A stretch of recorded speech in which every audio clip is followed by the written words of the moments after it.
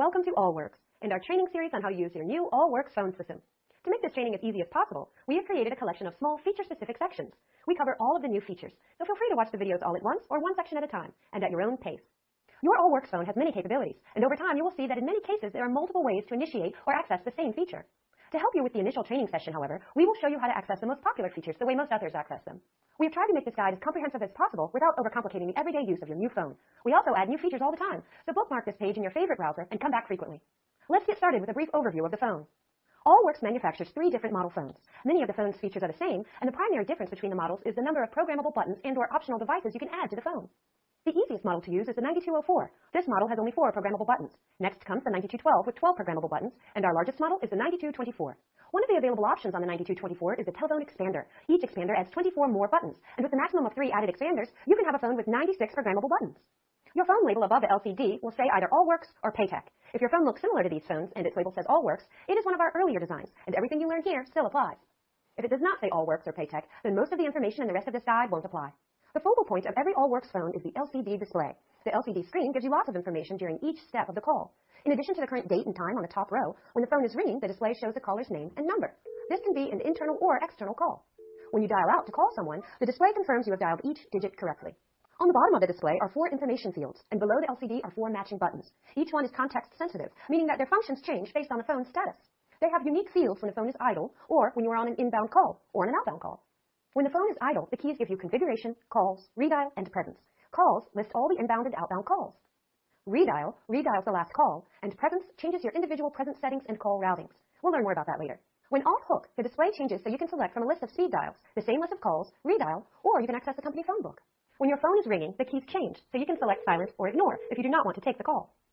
Now that you understand how the display is used, let's focus on the buttons and how they are used to answer and transfer calls. Based on the particular phone you have, you will have anywhere from 4 to 96 buttons that can be individually programmed for your particular needs. By default, your phone has 2 personal call appearances. We recommend that you keep these 2 buttons as a default setting. These buttons are used as places for the call to appear whenever you place or receive a call. Lift your handset to make an outgoing call, and you will see the light on the bottom call appearance turn green. You can have more than 2 call appearances if you need to answer and process a lot of calls. Just ask your administrator. But for most people, 2 call appearances are enough. Most of the time, each personal call appearance is yours, and yours alone. Sometimes they can be shared among other users, for call coverage of your boss or your assistant. Even if the call appearance is shared, when you are on a call, that call is private. No one can accidentally pick up your call because that call appearance does not appear on their phone. No one can pick up a call you placed on hold unless that call appearance is a special shared call appearance. Your phone may be optionally programmed with direct line appearances. These are used when you want every outside telephone line to directly appear on your phone. Initially, this may look like an easier way to process calls, and for smaller systems with very few calls, it may be. However, when you put a call on hold, you give up control, and anyone can accidentally pick it up. Another user can take it off hold by selecting the line appearance, and if they do, you cannot retrieve it until they place it back on hold. Now let's examine how the remaining buttons can be used.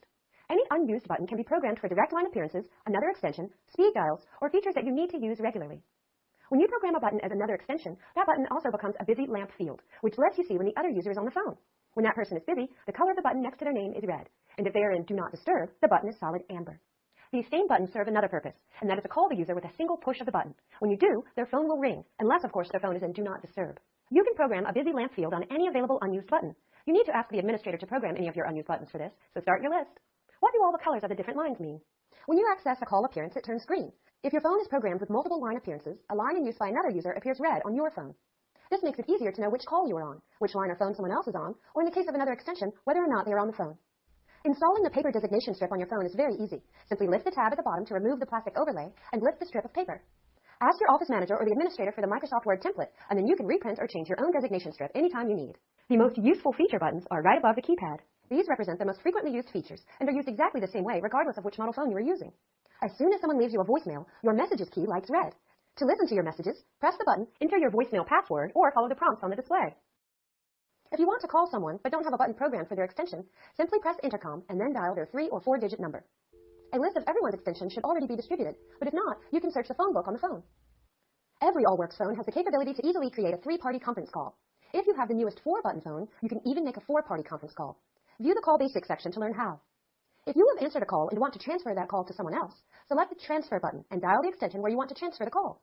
If you have a button programmed for that individual, you can also select Transfer and then select the button next to their name. The Release button is a very easy way to end a call without having to hang up the handset or push down the hook switch. If you are using a headset without an on-off switch on the headset, you will find this to be the easiest way to end the call. Park is a feature used to place calls on a system-wide hold, so anyone else can pick up the call from any other phone. The Info button simply gives you at a glance the current function of each button. This is also an aid that you can use to assist you in labeling your phone.